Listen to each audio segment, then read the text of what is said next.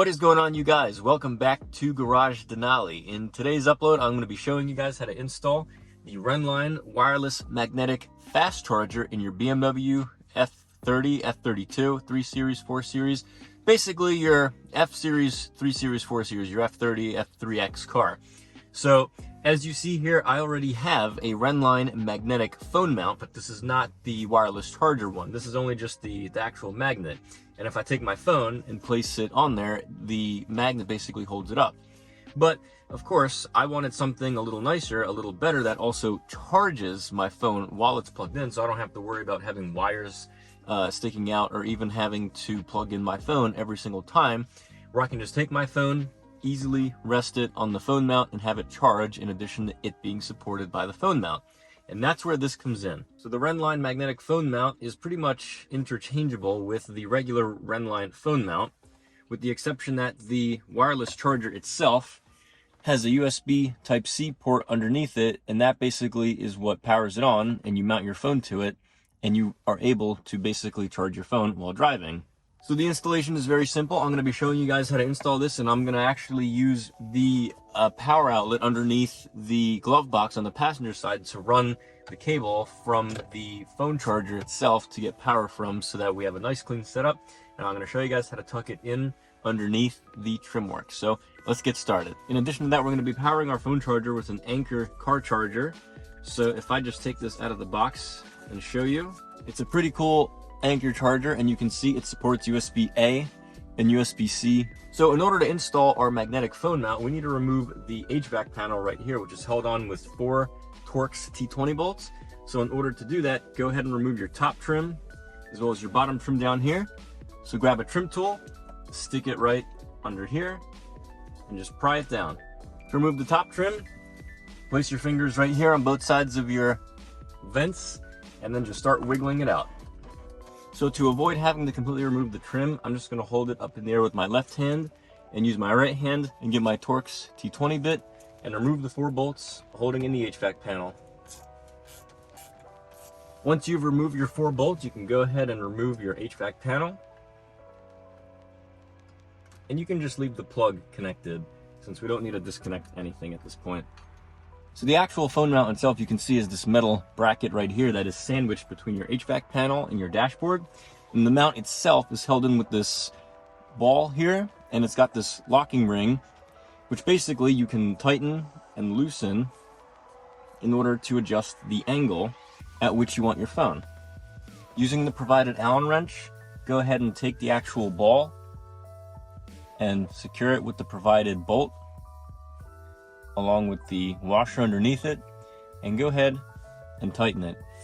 Once you have your phone mount, go ahead and take your locking nut and slip it over, and then go ahead and grab your actual MagSafe charger and just snap it together.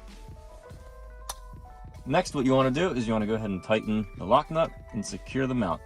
Next thing what you want to do is you want to take your mount and line it up with the 2 holes on the right side of the dashboard here, where your HVAC panel mounts, and go ahead and remount your phone mount.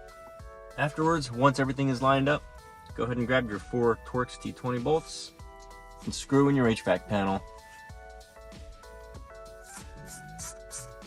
The next thing that we want to do is we want to go ahead and run our cable from our phone charger down to our cigarette lighter down there.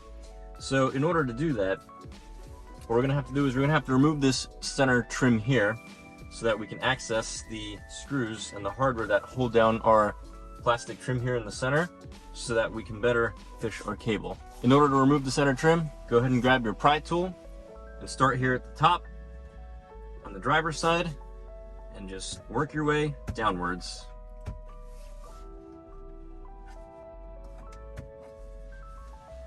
Pull the trim out. Go ahead and pull the connector out from your iDrive controller and set it aside.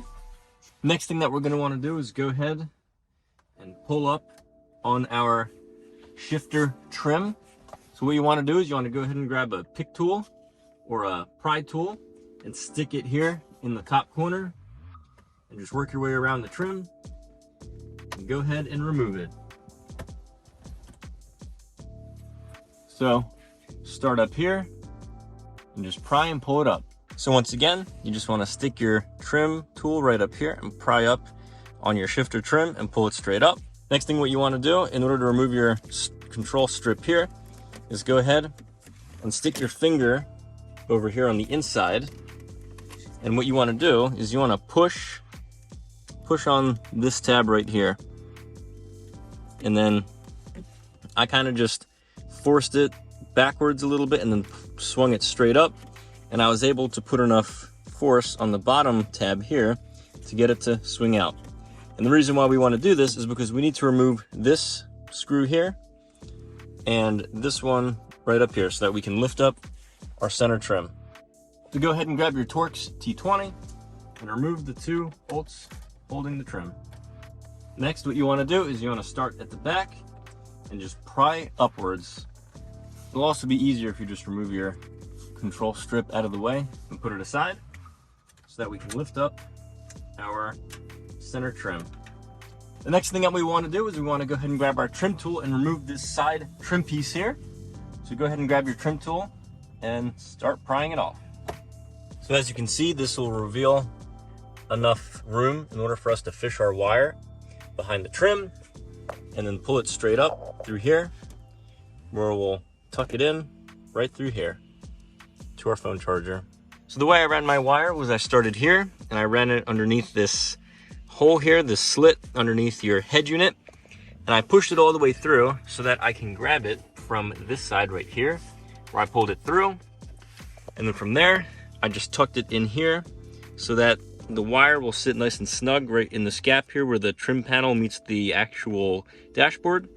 And then at this point you can go ahead and start the reassembly process of your center trim and your buttons and everything that goes right here. Afterwards, when you're done in the middle, go ahead and wrap your cable around all through here, just like that, and plug in your power outlet right there. Once you're all done with that, go ahead and re-secure all your trim.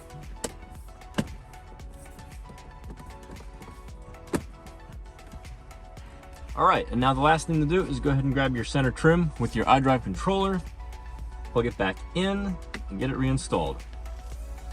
And besides from that, go ahead and grab your lower trim or under your radio and pop it back into place.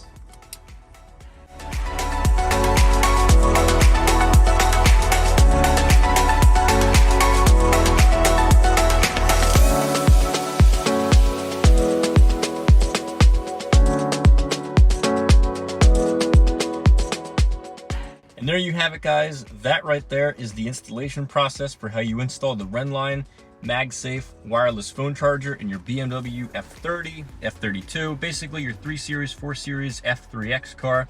So it's a nice little modification, nice little aftermarket item you can install right here. And the best thing is it looks pretty clean. It's a pretty clean installation. It doesn't look too tacky or too out of place. You have a nice place to rest your phone. Cable management is pretty good because it's pretty much all out of the way. And as you see, we have it plugged in to the 12-volt socket right down there in the passenger footwell. And we do have room for one more device if we want to plug it in via USB-C. So that's not a problem either, but it's a really nice way to bring wireless charging into your car and keeping everything at a minimal. So with that, I hope you guys enjoyed this video. If you did, go ahead and give it a big thumbs up. Please comment, rate, and subscribe. Thank you very much, and take care.